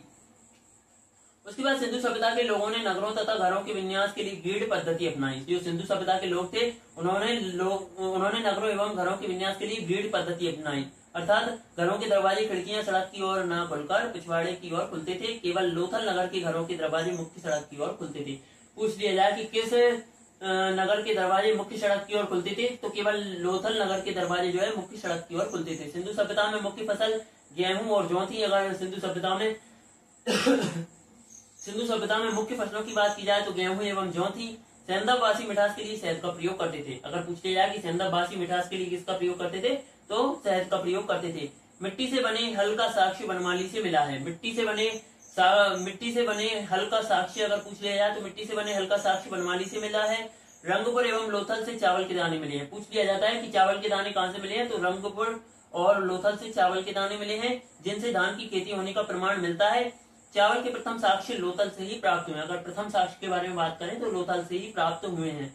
सुतकोदा, कालीबंगन एवं लोथल से सेंधवकालीन घोड़े के अस्थि पंजर मिले हैं। सुतकोदा, कालीबंगन एवं लोथल से सेंधवकालीन घोड़े के अस्थि पंजर मिले हैं। तौल की इकाई संभवतः 16 के अनुपात में थी। तो सिंधु सभ्यता के समय जो तौल की इकाई थी वो कैसी थी, तो संभवतः 16 के अनुपात में ही थी। उसके बाद सेंधव सभ्यता के प्रमुख स्थल, नदी, उत्खननकर्ता एवं वर्तमान स्थिति। तो सबसे पहले सिर्फ हम इनकी स्थिति देख लेते हैं, सभी देख लेते हैं। हड़प्पा प्रमुख स्थल जो है रावी नदी के यहाँ हड़प्पा जो है प्रमुख स्थल रावी नदी पर पाकिस्तान के पंजाब प्रांत का साहिवाला जिला। खोज तो उत्खननकर्ता दयाराम सानी 1921, माधव स्वरूप वर्ष 1926 और व्हीलर 1946। तो उसके बाद मोहनजोदड़ो सिंधु नदी पर तो पाकिस्तान की सिंध प्रांत का लड़काना जिला। राखलदास बनर्जी 1922, मैकी 1927 और व्हीलर 1930। ठीक है, चनहुदड़ो सिंधु नदी पर सिंध प्रांत यानी कि पाकिस्तान नवाबशाह जिला, और मैकी 1925 में इसकी उत्खननकर्ता एनजी मजूमदार 1931। ठीक है, उसके बाद कालीबंगन घग्गर नदी पर राजस्थान का हनुमानगढ़ जिला। जो कालीबंगन है वो कहाँ है उसकी, तो राजस्थान का हनुमानगढ़ जिला। खोजकर उत्खननकर्ता अमलानंद घोष 1951 और वीवी लाल एवं वीके थापर 1961। ठीक है, उसके बाद कोटदीजी सिंधु नदी पर सिंध प्रांत का खैरपुर स्थान, और उत्खननकर्ता फजल अहमद 1953। उसके बाद रंगपुर तो मादर नदी पर गुजरात का काठियावाड़ जिला। रंगनाथ राव 1953 से 54। उसके बाद रोपड़ सतलज नदी पर पंजाब का रोपड़ जिला। यज्ञदत्त शर्मा 1953 से 56। ठीक है, उसके बाद रोपड़ सतलज नदी पंजाब का रोपड़ जिला, ये तो अपन ने पढ़ दिया। यज्ञदत्त शर्मा 1953 से 56। लोथल महुआ नदी पर और गुजरात का अहमदाबाद जिला। रंगनाथ राव 1954। उसके बाद आलमगीरपुर हिंडा नदी के किनारे जो है उत्तर प्रदेश का मेरठ जिला। यज्ञदत्त शर्मा 1958। उसके बाद सुतकांगलोर दासक नदी के किनारे पाकिस्तान के मकरान में समुद्र तट के किनारे ऑरेल स्टाइन 1927। उसके बाद वनमाली तो नदी जो है वो रंगोई नदी है, और हरियाणा का हिसार जिला, रविंद्र सिंह बिष्ट 1974। उसके बाद धौलावीरा लूनी नदी है, गुजरात के कच्छ जिला, खादिर बेट द्वीप पर जेपी जोशी 1967 से 1968, और रविंद्र सिंह बिष्ट 1990 से 91। उसके बाद सोतकाहा तो सादीकौर नदी पर दक्षिणी बलूचिस्तान, उत्खनन करता जॉर्ज डेल्स 1962। उसके बाद जो सेंदर सभ्यता के लोग यातायात के लिए 2 पहियों एवं 4 पहियों वाली बैलगाड़ी या भैंसागाड़ी का उपयोग करते थे। ठीक है।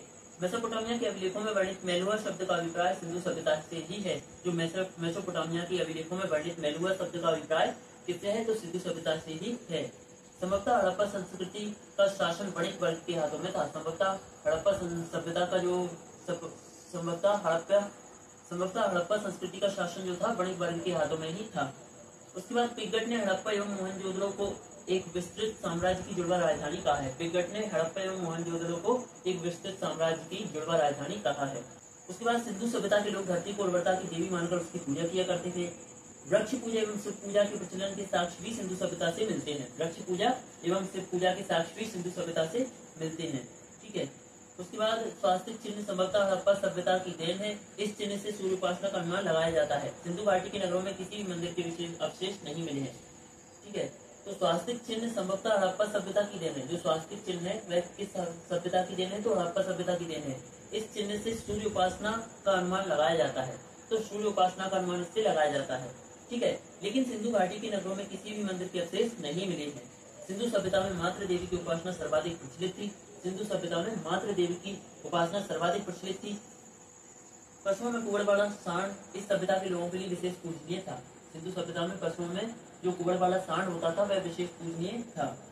स्त्री मृण मूर्तियां यानी कि जो मिट्टी की मूर्तियां अधिक मिलने से, मृण मूर्तियों का मतलब मिट्टी से है, मिट्टी की मूर्तियां अधिक मिलने से ऐसा अनुमान लगाया जाता है कि सेंदर समाज मात्र सत्तात्मक था। ठीक है। सेंदरवासी सूती एवं ऊनी वस्त्रों का प्रयोग करते थे। जो सेंदरवासी थे वे सूती और ऊनी वस्त्रों का प्रयोग करते थे। ठीक है। मनोरंजन के लिए सेंदरवासी मछली पकड़ना, शिकार करना, पशु पक्षियों को आपस में लड़ाना, चौपड़ और पासा खेलना आदि साधनों का प्रयोग करते थे। ठीक है। सिंधु सभ्यता के लोग काले रंग से डिजाइन किए हुए लाल मिट्टी के बर्तन बनाते थे। जो सिंधु सभ्यता के लोग थे वह काले रंग से डिजाइन किए हुए लाल मिट्टी के बर्तन बनाते थे। सिंधु घाटी के लोग तलवार से परिचित नहीं थे। जो सिंधु घाटी सभ्यता के लोग थे उस समय जो तलवार से परिचित नहीं थे। कालीबंगन एकमात्र हड़प्पाकालीन स्थल था। जो कालीबंगन था वह एकमात्र हड़प्पाकालीन स्थल था जिसका निचला शहर यानी कि सामान्य लोगों के रहने की, जिसका निचला शहर भी किले से घिरा हुआ था। कालीबंगन का अर्थ है काली चूड़ियां। यहाँ से पूर्व हड़प्पा स्तरों के खेत जोते जाने और अग्नि पूजा की प्रथा के प्रमाण मिले हैं। ठीक है। उसके बाद पर्दा प्रथा एवं वैश्यावृत्ति सेंदर सभ्यता में प्रचलित थी। तो सेंदर सभ्यता में पर्दा प्रथा एवं वैश्यावृत्ति प्रचलित थी। शवों को जलाने एवं गाड़ने यानी दोनों प्रथाएं प्रचलित थी। हड़प्पा में शवों को दफनाने जबकि मोहनजोदड़ो में जलाने की प्रथा विद्यमान थी। हड़प्पा में शवों को दफनाने जबकि मोहनजोदड़ो में शवों को जलाने की प्रथा विद्यमान थी। ठीक है। लोथल एवं कालीबंगा में युग्म समाधियां मिली है। तो जो लोथल एवं कालीबंगा है उसमें युग्म समाधियां मिली है। सेंदर सभ्यता के विनाश का संभवतः सबसे प्रभावी कारण बाढ़ था। जो सेंदर सभ्यता के विनाश का जो सबसे प्रभावी कारण था वह क्या था, बाढ़ था। आग में पकी हुई मिट्टी को टेराकोटा कहा जाता है। ठीक है। आग में जो पकी हुई मिट्टी होती थी उसमें उसे क्या कहा जाता है, तो टेराकोटा कहा जाता है। अगर पूछ लिया जाए टेराकोटा शब्द का संबंध किससे है, तो आग में जो पकी हुई ईंटें होती हैं उसका संबंध किससे है, टेराकोटा से। इस तरीके से भी क्वेश्चन पूछ सकते हैं। उसके बाद वैदिक सभ्यता। तो वैदिक काल का विभाजन 2 भागों, ऋग्वैदिक काल जो कि 1500 से 1000 ईस्वी 1500 से 1000 ईसा पूर्व, और उत्तर वैदिक काल 1000 से 600 ईसा पूर्व। अब जो वैदिक सभ्यता है तो वैदिक सभ्यता में वैदिक काल जो है, वैदिक काल का विभाजन 2 भागों में हुआ है। ऋग्वैदिक काल तो 1500 से 1000 ईसा पूर्व और उत्तर वैदिक काल 1000 से 600 ईसा पूर्व में किया गया है। ठीक है। ऋग्वैदिक काल 1500 से 1000 ईसा पूर्व और उत्तर वैदिक काल 1000 से 600 ईसा पूर्व में किया गया है। आर्य सर्वप्रथम पंजाब एवं अफगानिस्तान में बसे। पूछ लिया जाए कि आर्य जो थे सर्वप्रथम कहाँ बसे थे, तो पंजाब एवं अफगानिस्तान में बसे। मैक्स मुलर ने आर्यों का मूल निवास स्थान मध्य एशिया को माना है। जो मैक्स मुलर था उसने आर्यों का मूल निवास स्थान तो मध्य एशिया को माना है।